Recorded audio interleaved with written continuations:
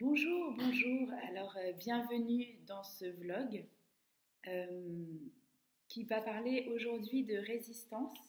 Je vais vous lire un extrait du livre de Deep Green Resistance, un mouvement pour sauver la planète.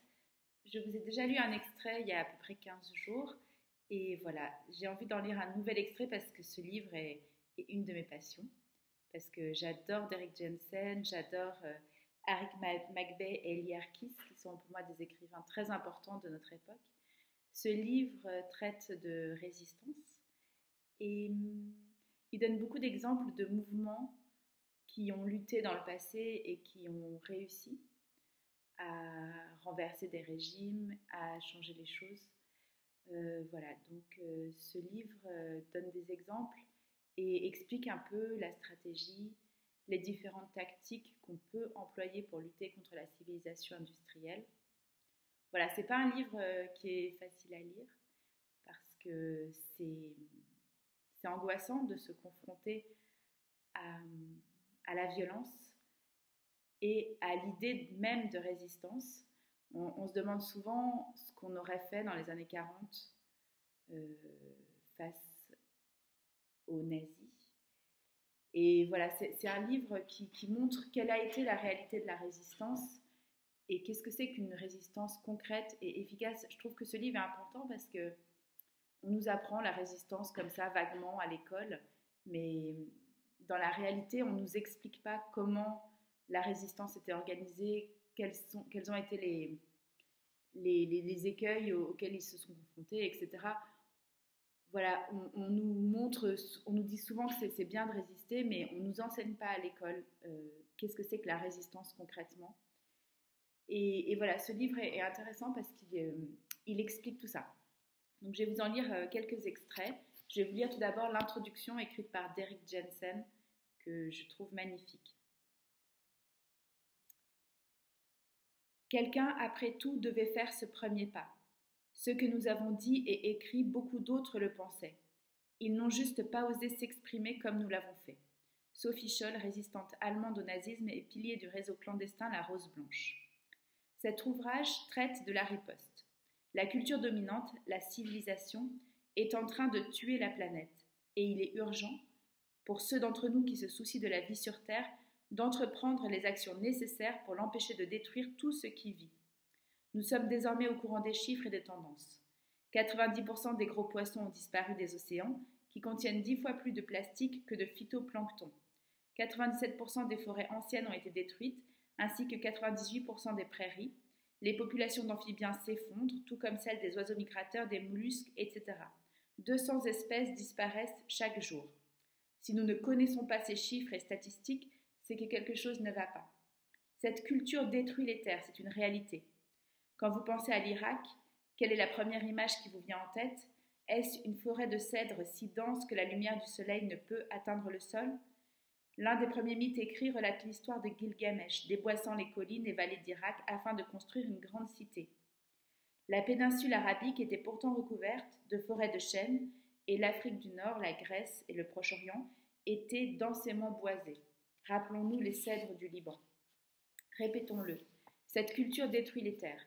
Et il n'y a aucune raison pour qu'elle cesse, simplement parce qu'on lui demande gentiment. Nous ne vivons pas dans une société démocratique, et avant de vous offusquer à la lecture de ce blasphème, réfléchissez.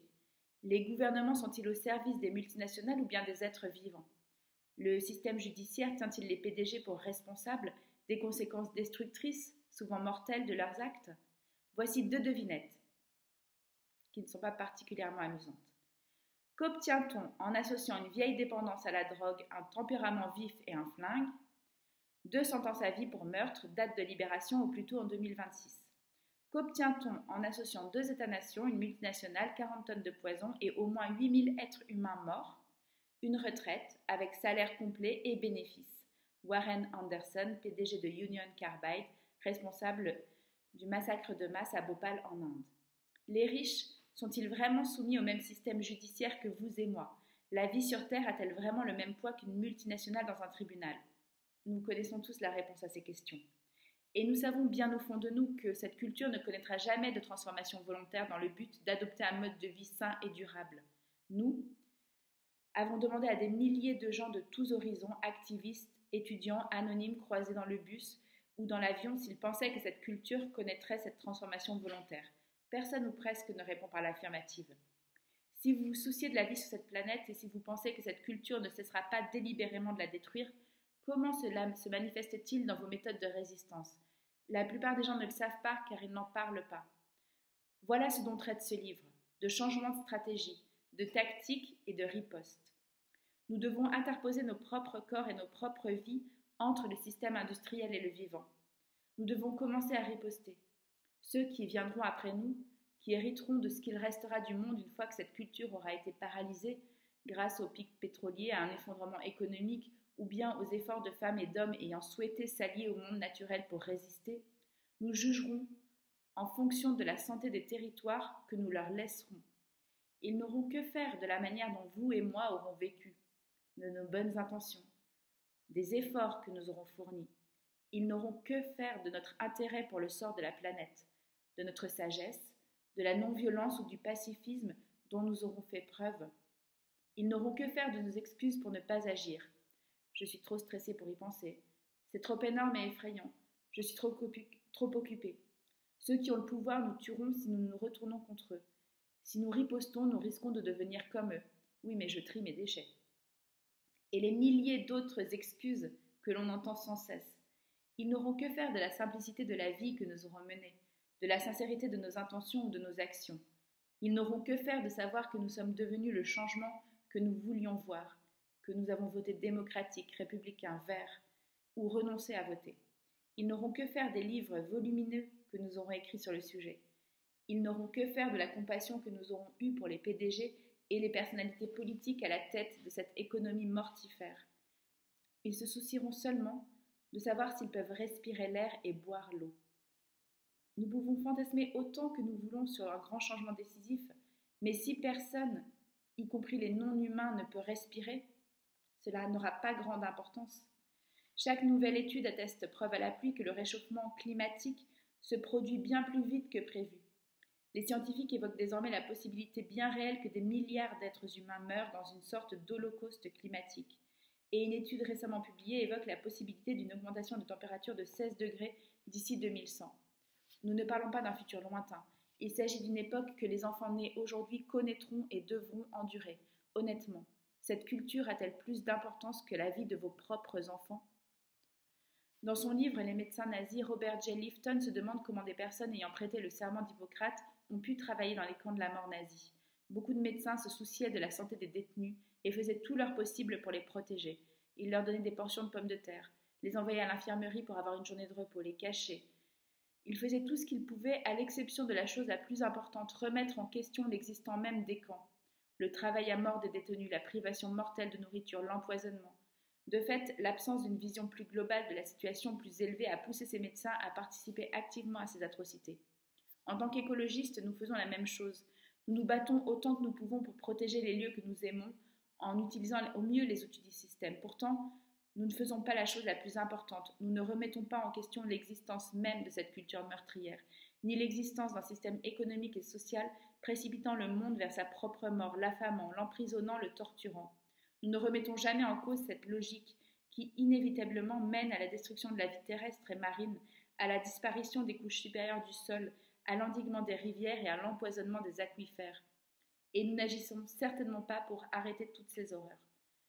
Comment arrête-t-on un réchauffement climatique global causé en grande partie par la combustion du pétrole et du gaz ? La réponse est d'une telle évidence que n'importe quel enfant de 7 ans devrait être en mesure d'énoncer.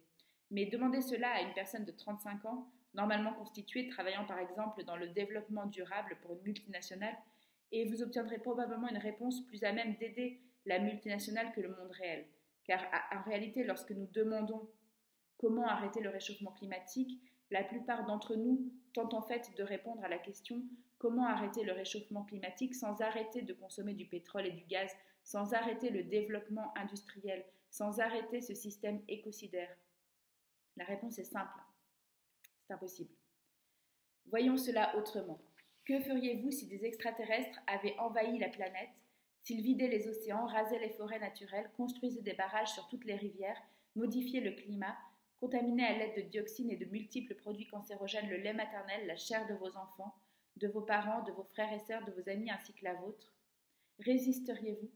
S'il existait un mouvement de résistance, le rejoindriez-vous? Sinon, pourquoi pas? À quel point la situation devrait-elle empirer avant que vous ne vous décidiez à arrêter ceux qui détruisent la planète, qui tuent ceux que vous aimez et qui vous tuent, vous? 90% des grands poissons ont disparu des océans. Quel sera le seuil du début de votre résistance? 91, 92, 93, 94? Attendrez-vous qu'ils aient tué 95, 96, 97, 98, 99 et 100%? Commencerez-vous alors à riposter? En posant ces questions, nous ne sous-entendons absolument pas que les gens ne devraient pas essayer de combattre le système de l'intérieur afin de freiner la capacité de nuisance de cette culture. En ce moment même, une grande multinationale de l'énergie, le gouvernement national et les États, les communautés indiennes locales, les organisations environnementales et des groupes d'intérêt de pêcheurs et d'agriculture sont en train de négocier le retrait de 5 barrages du fleuve Klamath dans les 15 prochaines années, même s'il est incertain que les saumons survivent aussi longtemps. C'est déjà quelque chose qui est important. Mais il y a 2 millions de barrages, rien qu'aux États-Unis. 60 000 de ces barrages font plus de 4 mètres de haut et 70 000 plus de 2 mètres. Si nous en enlevions un par jour, cela nous prendrait 200 ans. Ni les saumons ni les esturgeons ont autant de temps. Si les saumons pouvaient prendre forme humaine, que feraient-ils? Ce livre traite donc de la riposte. Qu'entendons-nous par riposter? Nous verrons que cela signifie avant tout penser et ressentir en toute indépendance, déterminer ce que nous aimons et la meilleure manière de la défendre à l'aide de moyens appropriés et nécessaires.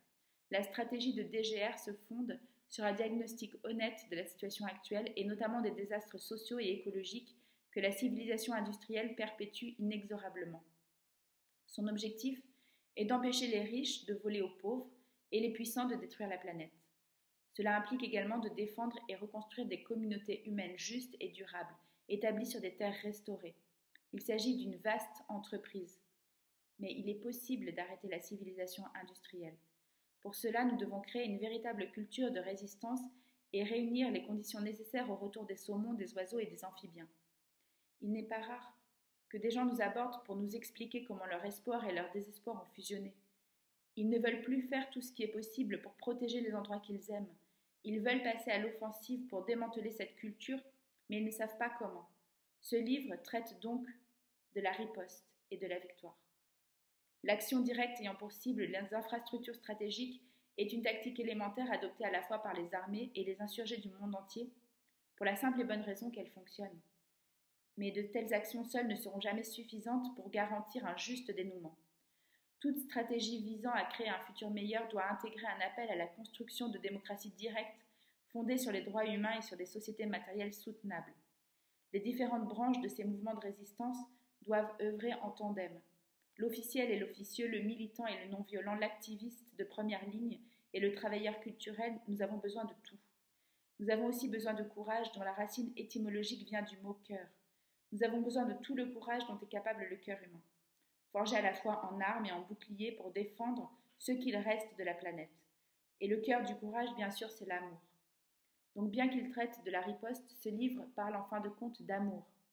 Les oiseaux chanteurs et les saumons ont besoin de votre cœur, aussi las soit-il, car même le cœur brisé est fait d'amour. Ils ont besoin de votre cœur parce qu'ils sont précipités dans cette longue nuit qu'est l'extinction. Cette résistance, nous allons devoir la construire à partir de tout ce que nous pourrons trouver, des murmures et des prières, des histoires et des rêves, à partir de nos mots et de nos actes les plus braves.